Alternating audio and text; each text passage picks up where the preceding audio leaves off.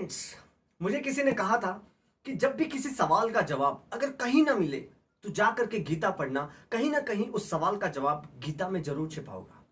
और आज के जो सबसे ज्यादा सवाल है जो लोगों के दिमाग में कि हमारी इकोनॉमी फिर से डेवलप हो पाएगी या नहीं हो पाएगी, बिजनेसेस फिर से रन हो पाएंगे या नहीं हो पाएंगे, पेमेंट रिकवरी वापस ऑन फ्लोर आ पाएगी या नहीं आ पाएगी। तो जब मैंने गीता पढ़ी तो मुझे एक कुदरत का एक नियम मिला। वो नियम मैं आप लोगों से शेयर करना चाहता हूं। वो नियम है ब्रह्मा, विष्णु एंड महेश। अब आप कहोगे कि ये तो भगवान के नाम है, मैं कहूंगा कि एक नियम है। ब्रह्मा जो किसी भी चीज को बनाते हैं, विष्णु जो उस चीज को चलाते हैं, और महेश जो उस चीज का विनाश करते हैं। अगर आप वेस्टर्न कल्चर में भी देखोगे तो उन्होंने गॉड का नाम दिया। जी मीन्स जनरेट, किसी भी चीज को बनाना जो ब्रह्मा जी करते हैं। ओ मीन्स ऑपरेट, उसको चलाना जो विष्णु जी करते हैं। एंड डी मीन्स डेस्ट्रॉय, जिसको महेश जी करते हैं। आज जो ये मैंने शर्ट पहना है वो कभी बना था, अभी ऑपरेट हो रहा है, चल रहा है, और कभी ना कभी इस शर्ट का विनाश होना है। तो लेकिन आफ्टर डेस्ट्रॉय व्हाट, विनाश के बाद क्या? तो जब मैंने इसमें देखा कि आप सोचो कि कभी आपने ब्रह्मा जी के बच्चों के बारे में सुना? नहीं, शायद नहीं। विष्णु जी के संतानों के बारे में कभी सुना? शायद नहीं। लेकिन महेश की संतान के बारे में हम सब जानते हैं, कार्तिकेय एंड गणेश। गणेश जी जो शुभ शुरुआत के प्रतीक है, एक होप के प्रतीक है। शुभ शुरुआत जो होती है वो गणेश जी से होती है। तो जब विनाश आ जाता है उसके बाद शुरुआत होती है। इतिहास गवाह है, जब फर्स्ट वर्ल्ड वॉर हुआ था तो जर्मनी पूरी तरीके से बर्बाद हो चुका था। लेकिन जब सेकेंड वर्ल्ड वॉर हो रहा था तो जर्मनी सबसे ज्यादा पावरफुल कंट्री थी, लीडेड बाय हिटलर।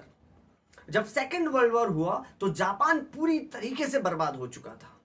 लेकिन आज आप देखेंगे तो सबसे ज्यादा टेक्नोलॉजी, सबसे ज्यादा इन्वेंशन और सबसे ज्यादा डेवलप अगर किसी कंट्री ने किया है तो वो जापान है। आप इंडिया में देखेंगे तो आपको अगर शायद ध्यान हो कि गुजरात में सूरत नाम का एक शहर है जहां पे, जिसको सबसे ज्यादा अनहाइजीनिक सिटी के नाम से जाना जाता था। एक समय में वहां पे प्लेग बीमारी फैल गई थी, सबसे ज्यादा अनहाइजीनिक सिटी के नाम से जानी जाती थी। लेकिन उसके बाद अगर गुजरात में किसी सिटी ने सबसे ज्यादा डेवलप किया है तो वो सूरत ही है। 2001 में जब गुजरात में अर्थक्वेक आया था तो कच्छ जो डेवलप नहीं था वो पूरी तरीके से बर्बाद हो चुका था। लेकिन 2001 से 2020 तक में अगर आप देखोगे तो सबसे ज्यादा डेवलपमेंट कच्छ में हुआ है। तो इतिहास अगर आप देखोगे तो जब भी विनाश हुआ है उसके बाद एक रीसर्जन हुआ है, एक रीडेवलपमेंट हुआ है। तो अभी जितना भी विनाश हो रहा है, जितने भी लोग तकलीफ में हैं, जिनको लग रहा है कि इस बीमारी की वजह से उनकी सक्सेस रुक गई है, उनके काम रुक गए हैं, इकोनॉमी ब्रेक डाउन हो गई है, सब मंदी हो गई है, तो मैं आपको बता दूं कि वापस रीडेवलपमेंट, एक नया सर्जन होने वाला है। उसके लिए आपको अपने आप को प्रिपेयर करना है, क्योंकि ये जो शांति है ये तूफान से पहले की शांति है। इसके बाद डेवलपमेंट का तूफान आने वाला है। उसके लिए आपको सिर्फ दो चीजों पे फोकस करना है। एक है पॉजिटिविटी, मतलब आपको पॉजिटिविटी पे ही फोकस करना है, आपको अपॉर्चुनिटी पे फोकस करना है। अगर आपका ध्यान, जब आप कुछ चीज खरीदने का सोचते हैं, अगर आपने सोचा कि आपको ऑडी कार खरीदनी है तो आपको हर जगह बाहर ऑडी कार दिखेगी, क्योंकि आपका फोकस उस कार के ऊपर है।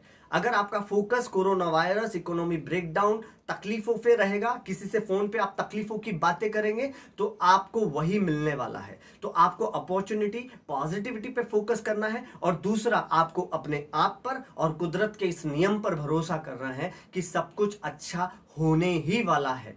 इसलिए गीता में लिखा है कि जो हुआ है वो अच्छा हो रहा है और जो होगा वो भी बहुत अच्छा होगा। तो आपको कुदरत के उस नियम पे भरोसा करना है।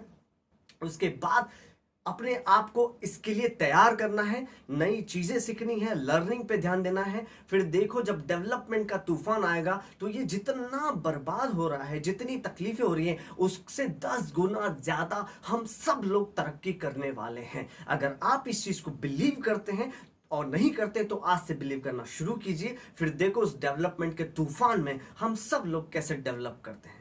Thank you so much.